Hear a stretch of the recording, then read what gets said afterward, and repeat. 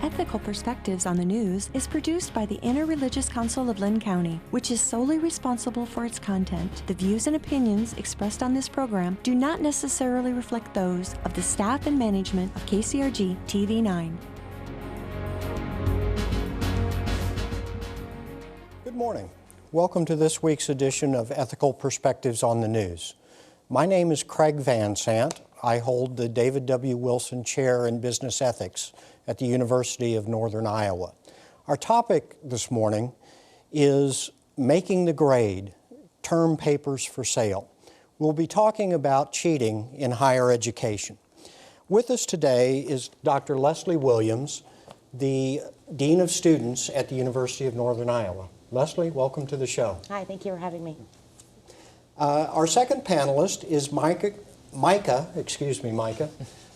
Hawker-Boehnke, who is a senior at Cornell College here in Cedar Rapids. Micah, thank you for being with us. Thank you for having me.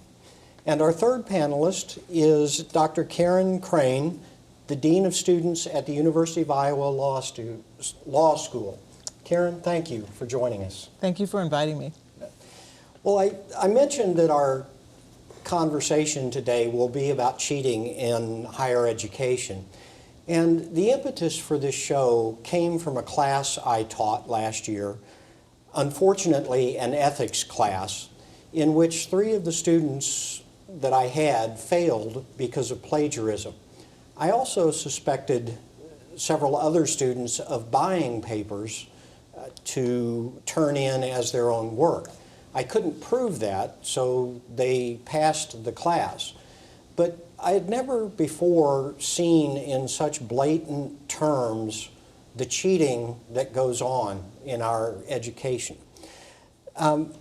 Leslie, I'd like to start with you. I understand your dissertation was about student cheating in higher education. Yeah. Can you give us a brief summary of that? Sure. So my dissertation, basically, I was in a similar situation to you. I worked at a university that I handled academic dishonesty on the campus, and there was a few high-profile cases that just really got me thinking about why do students cheat and why are they deciding to do this. And so I really wanted to kind of look at the reasons why, and I thought, well, maybe if we kind of look at, why are they doing it? Is there something we can do about it? We can do something about this problem. So my topic is on academic dishonesty and moral development theory. So it was whether or not we could increase the moral development level of students, thereby kind of attacking cheating from another perspective. So right now we're just telling students, don't cheat, it's the wrong thing to do, don't do it. Instead of just kind of helping them understand like why we shouldn't do it and why it's important and why it's against your character and your moral ethics. So my study just kind of looked at 26 different behaviors of cheating and whether or not students engaged in those or not, and then how that related to their moral development level. So my study kind of showed that in my study of 453 students, over 90% admitted to some form of cheating, which was quite high and very shocking. That's scary. So it was quite scary. And then, but there was a positive correlation to their moral development level. So the higher they were developed morally, the less likely they were to cheat. So it also looked at perceptions of cheating, how serious it was versus not serious, and things like that. So it kind of had different dimensions, but it was very interesting to kind of look at kind of the reasons students are cheating and maybe ways we can attack cheating differently. Oh, well, thank you. We'll talk more about that, I'm sure. Yeah. Carin, you had mentioned in a phone conversation we had that you've had the opportunity to talk to several students at the graduate level who have been accused of cheating. Could you tell us a little bit about what they talked about in terms of motivations for cheating? Yes, I found that most students who were accused of cheating or who admitted to cheating, I don't think would consider themselves dishonest people. I think mainly what the situation they found themselves in was that they had a deadline and they weren't prepared to meet the deadline. And they were very motivated to do well in the course or to do well on their journal article. And the only option they saw for themselves, because they weren't prepared to do all the work, was to cut corners. And the way they tended to cut corners was by plagiarizing. And that was the most typical situation I saw. So it was more of a deadline-imposed necessity, as they saw it. I don't think any of them set out to cheat. It was that the circumstance overtook them. Okay. And Micah, being the student in the group, I'll ask you, from your experience as a student, what do you see would drive a student to cheat? Oh, I think the real question is what wouldn't drive a student to cheat? Really? Really, the pressure, especially at the collegiate level, is so high at this point. Scholarships are directly tied to your GPA at this point, and so students always are met with that incentive to always make the grade. Now, for me personally, I saw a lot more cheating in high school, and that really was all about getting into college. And in college, a lot of the cheating that's going on is more, really what everyone else has said on the stage, it's really more just trying to make that grade, trying to make that deadline, and not being able to do it.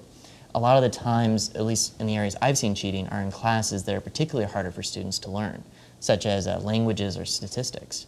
So it's one done out of necessity and one done out of the fact that there is everything to gain from making that grade, and oftentimes, like you said, professors suspect students but can't catch them. Okay, so little downside is perceived as well. Micah, I'll play off of you. You don't have to be the one to answer this question, but we've talked a little bit about consequences, that students see little chance of being caught. Are there things that we could do as educators to make the consequence more immediate, more likely? I would definitely think there are. I mean, I think that's one of the things. I think students see that it's socially acceptable. Other students are doing it, so, everyone else is doing it. I should, try it myself. But then I think that there are a lot of professors who will turn a blind eye in the sense that it's a lot of work sometimes to fill out the paperwork, to do all the stuff to turn someone in over, 100 points. And so they're just like, okay, whatever. I might have a conversation with them, but I'm not going to go through all the paperwork. So I think that you find that a lot of teachers might, if they take the time to confront a student individually, say like, you shouldn't do this, maybe you'll have to redo the paper, but they're not going to take the time to formally report it to the provost's office or the dean's office and take that effort, because it's a lot of extra paperwork. So anything that we can do as administrators maybe to make it easier to report and easier to kind of keep those records, I think it might help. Well, I can personally attest to the paperwork, having had 3 students that failed recently. Right. I definitely want to echo that. I actually had a friend, I won't name them for obvious reasons, who turned in a paper to one professor and was met with a deadline and completely plagiarized it. The student then received an A. The student then said, well, hey, this is a great idea. So the student then proceeded to turn that into another professor, hoping to get that exact same A. Well, that professor actually had the time, granted it was a visiting professor, to fill out all the paperwork and turn it in. So I definitely think that getting rid of the paperwork is one of the big challenges we face. But on the other hand, part of the paperwork is also to make sure that innocent students aren't being punished. I've also had a friend of mine who would never cheat in her life, and she was also accused of plagiarism, and it ended up being a 3-month battle for her, basically just to prove that, no, she didn't plagiarize whatsoever.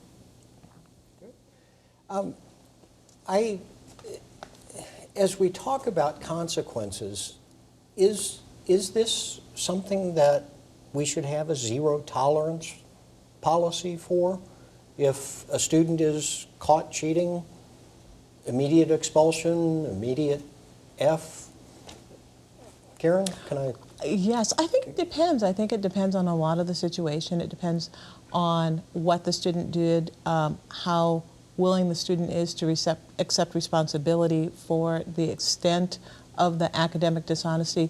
I don't think there's a one-size-fits-all approach that would be correct for academic dishonesty. And I think cheating in professional school is very consequential if a student is caught, because the essence of going to professional school is engaging in a professional life after graduation. And many of those professional lives require students to be licensed. So students who have a history of academic misconduct are going to face a very complicated path to professional licensure. So, for example, applying to be admitted to a bar to practice law. All of the evidence of academic dishonesty must be disclosed to the bar, both by the student and by the college or university. And the Character and Fitness Committee of a state bar is going to be very careful about admitting students to practice law who have shown that they aren't honest people. Because in addition to representing clients, lawyers are officers of the court, and their ability to be honest when pressure is high is really crucial to our justice system. And do law students understand that coming into law school? I certainly hope so. We tell them many different ways, many different times, that this is an important role that they're taking, not just as an advocate, but as an officer of the court. Well, I'm glad you said you tell them a lot. There was an article in the New York Times this past September that lays much of the blame for student cheating on the institutions. That, as you said, many professors fail to follow through, but even prior to that, in orientation, very little is said about academic honesty. I mean, I can definitely attest to that. I think I work in orientation, obviously, at my school, and we do this session on student conduct, and I think academic dishonesty has 2 slides out of 30, you know. I mean, we've got so much to cover in 2 days that the students are really there just trying to get acclimated to college, get registered, find a place to live, you know, so they're just, the idea that we really have time to talk about this topic is just not there.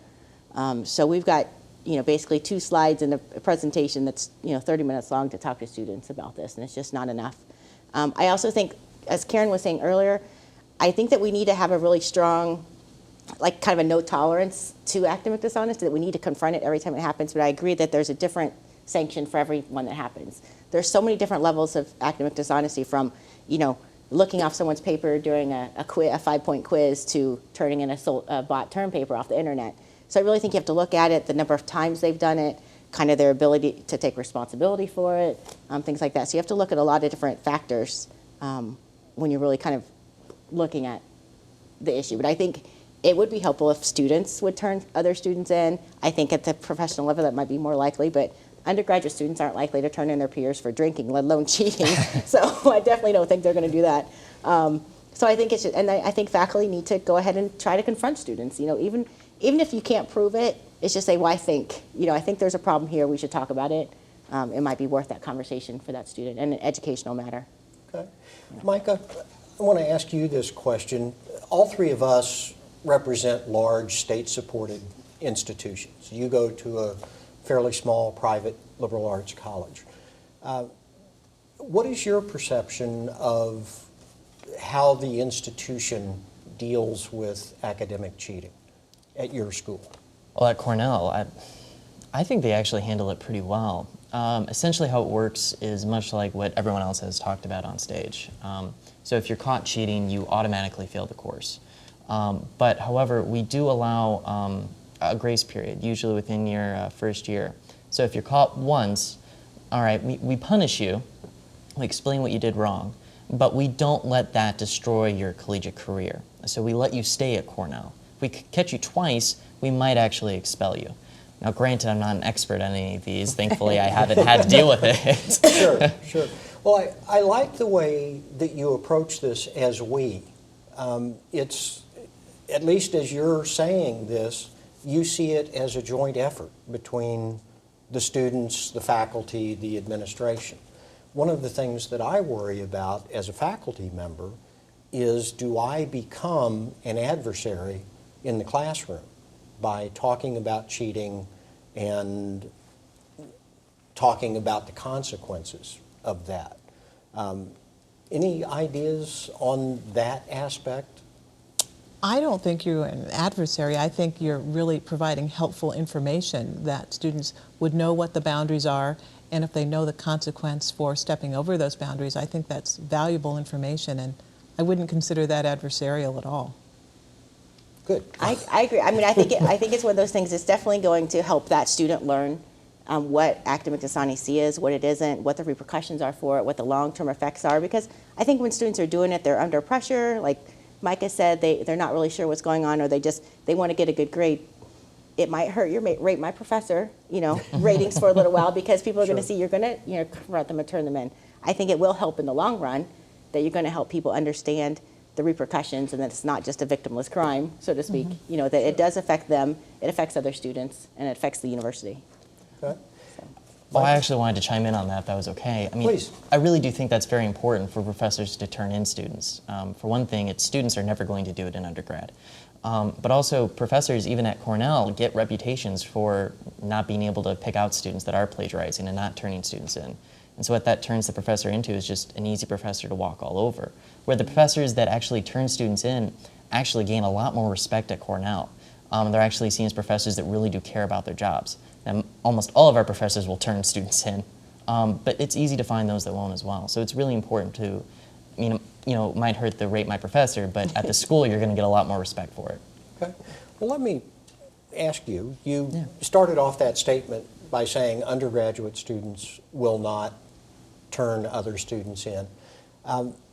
At the military academies in the United States, the Army, Navy, Air Force academies, they have an honor code that says, I will not lie, cheat, steal, or tolerate those who do, making it an honor code violation to not turn in someone that you see cheating. Why wouldn't that work at an undergraduate institution? Well, it's very simple, actually, unfortunately. Please. Part of my college search, I hope they don't get angry, but was looking at Knox College. Knox has something very similar to that, where they allow students to take their term papers, their tests, anywhere they like. And students are sworn in on some sort of honor code. I don't remember it offhand. And then, you know, students are supposed to report anyone that they see cheating. However, I actually had a chance to talk with many of the students at Knox about this system. And many of them said, yeah, you always know the student that's cheating, and no one ever does actually turn them in. And part of that is the difference between the characters of people you have at a military academy that are, you know, honor-bound to their country, honor-bound, you know, individuals in and of themselves, and then what you have is at the undergraduate level, everyone else. So it's one pool of the best of society and another pool of the, well, kind of just everyone else. And, you know, the system really is built, especially in undergrad, it's the students versus the faculty. And the administration. And a lot of that comes through the punishments that are handed down, just like in regular society, it's the people versus the government. And there's really just no way to change that dichotomy. Okay. And Carin, in speaking before the show, you mentioned that law school students are much more apt to report cheating when they see it. Could you talk about that? Yes. At the University of Iowa College of Law, students are not required to turn in fellow students who they suspect of violating our code of misconduct. However, sometimes students will, and I think there are some interesting reasons for that. I think part of it is because law school is difficult and law school is competitive, and they would prefer that their classmates not have an unfair competitive edge.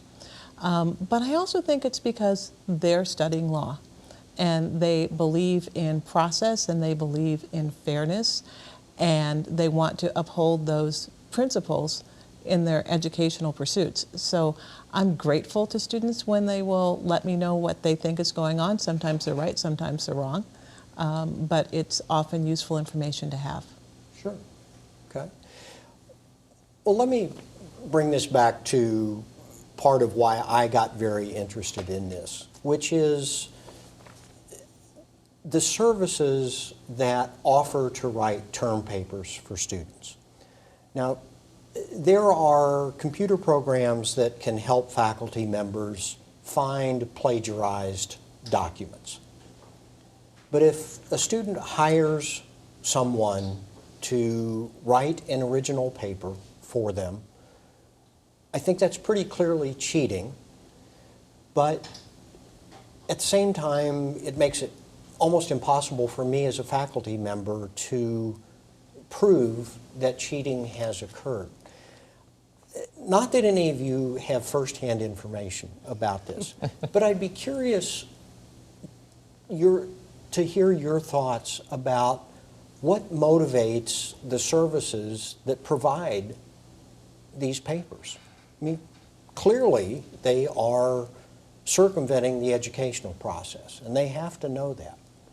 Why would a college graduate turn around and offer to write a paper for Micah? Because it's easy money for them, especially if it comes easy. Like if writing papers comes easy for me and it's a skill, a talent I have, I'm offering it to the world, at a fee. And I'm not hurting anyone by offering my services, am I? You kind of wonder that if they think that. It's supply and demand. So if students are coming to them and asking for something, and they're going to provide it. It's just one of those things that it's available. And I don't know. I don't sell paper, so I wouldn't know how these people think. But I'm guessing that they don't think they're not hurting anyone. They're helping a student, they're paying for a service, and they're taking advantage of a skill that they happen to have. Okay. I follow the logic. I do find it hard to see where they could think that was ethical. But teaching in a business school, I also know the lure of money and why that is available. Well, the ethics for them might fall on the person who's buying it from them, not them writing it. They're writing it and they're doing it honestly. They're just selling it. Okay, so it's the ethics in the question is the person who's buying their so paper. selling it to an unethical buyer is okay. Yeah.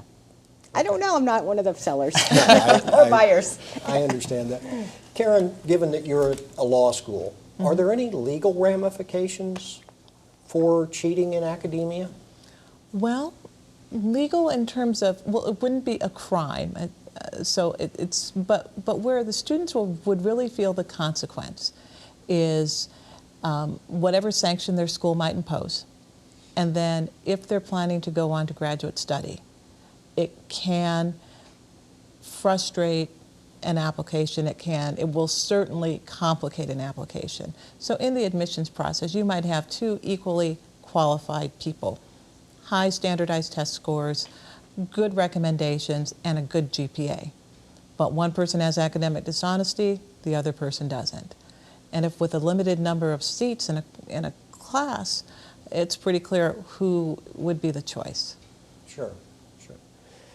Again, referring back to this New York Times article that I mentioned earlier, one of the things that I found interesting in the headline, it says that these studies find that more students are cheating, and then they make a specific statement that high achievers are no exception, that we don't seem to make a difference between high or low achievement.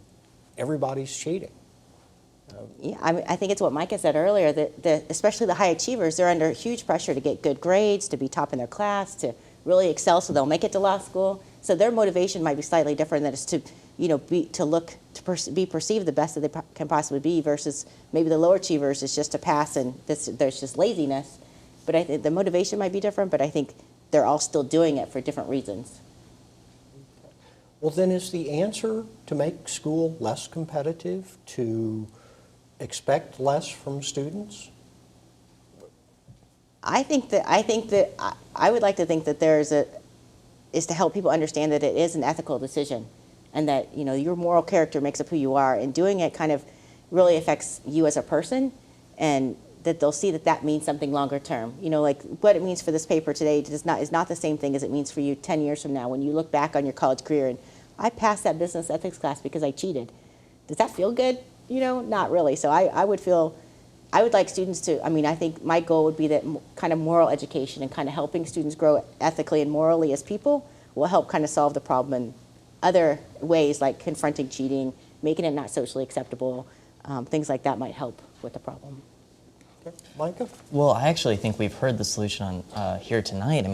We've heard that, basically using the curve, which is used in law school, which basically forces students to compete with each other. Competition is what made this country great, and basically forcing them not to compete with themselves. When I take a test in undergrad, I'm competing with myself. So when I see a classmate cheating, I really couldn't care less, because I'm not competing with that classmate. I'm competing with myself to do better and the best I can possibly be. But if all of a sudden I'm competing against that classmate, you better believe that I'm going to report that student, because he's taking something away from me at that point. Now, I realize that, I have a professor at Cornell, Dr. Allen, who, if he saw this, he would go crazy because he hates the curve system. But I do think if we want to address cheating, maybe not the most academically sound way to go about it is getting a curve, but I feel like that is the most effective, at least the most effective solution we've heard here tonight. Okay. Carin, your thoughts? Another way I think that at least we could address the term paper problem would be having more exercises. So for example, at law school, we have a system where students do oral advocacy for at least one course. Now, it's pretty hard to cheat when you are arguing a point to a panel of real or student judges. And I think if students are more personally accountable for their work, if they have to present it in some way and own it in some way, I think that would reduce, at least it would, I think, eliminate the bought term paper problem. I think it'd be really hard to do that. The other thing, I think, if colleges and universities would work with students, maybe even to a greater extent than they do now, on planning their papers so that they're submitting multiple drafts and working through things and having to have intermediate steps that they're accountable for and that the professor sees. At least they won't maybe find themselves in that time crunch that seems to motivate so many people. I know Professor Jim Lang, who is at a university out in Massachusetts, has written a book called Cheating Lessons, in which he advocates one way for faculty members to reduce the level of cheating is to make more assignments at lesser value each, which then supposedly reduces the incentive to cheat. We're getting close to the end of our show, and I would like to just ask each of you to tell the audience what you think is important for them to take away from this conversation. What would you like to leave the audience with?